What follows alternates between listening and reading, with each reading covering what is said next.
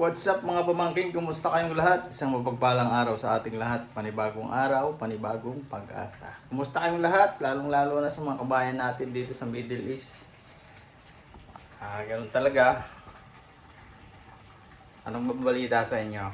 Sa mga kababayan natin na lay off, medyo na force leave. Kumusta ba kayo? Ito, tamang luto lang tayo ngayon. Kasama tayo dun sa mga walang ngayon, walang palag, walang trabaho. Luto-luto lang tayo sa bahay. So nagluto ako ng laing, nilagyan ko ng hipon. So ito, tingnan nyo lang, papasilip ko lang sa inyo. Ayan. Iiga-igahin ko na lang.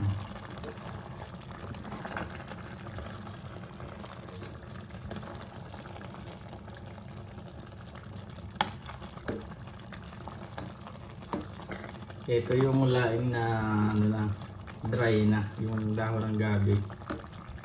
Nabili ko per pack sa Nesto. Pumili na lang ako ng hipon, nilawakan ko. Ayan.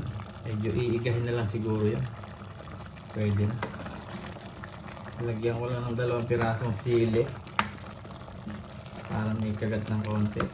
Nilawakan ko ng lahok yan, luya, sibuyas, bawang, paminta,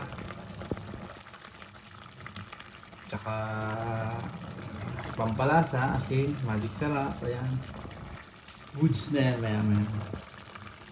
Tamang-tamang hahayan ito, pananghalian hanggang hapunan na to. Baka umabot pa hanggang kinabukasan niya.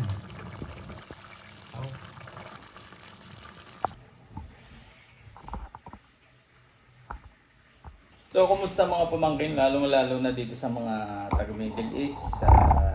Base namin ay dito kami sa Dubai, sa UAE. So, may progress na doon sa nagaganap na hidwaan dito sa Middle East. Ang nabasa ko sa post kanina umaga, magkakaroon na ng ceasefire 2 weeks.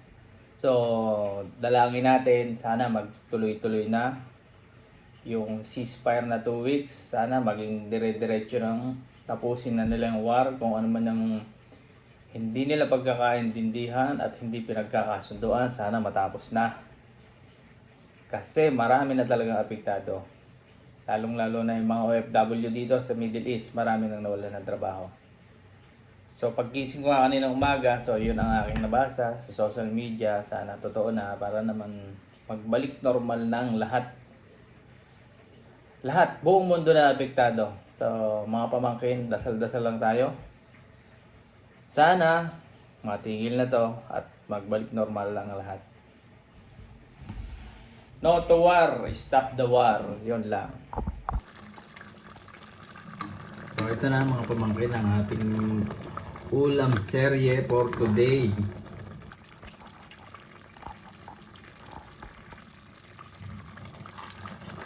Laing na may hipon. Yan.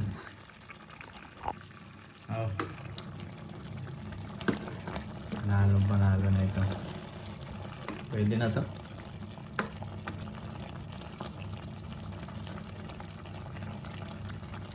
Yan. Pwede na ito. Pwede na bang ulam. Ayos na to. So, yun lang mga pamangkin. Maraming salamat pa rin sa pagsuporta nyo sa aking munting channel. Sana nandiyan pa rin kayo palagi hanggang sa magtagumpay tayo. Maraming salamat. God bless po sa ating lahat. Ingat palagi.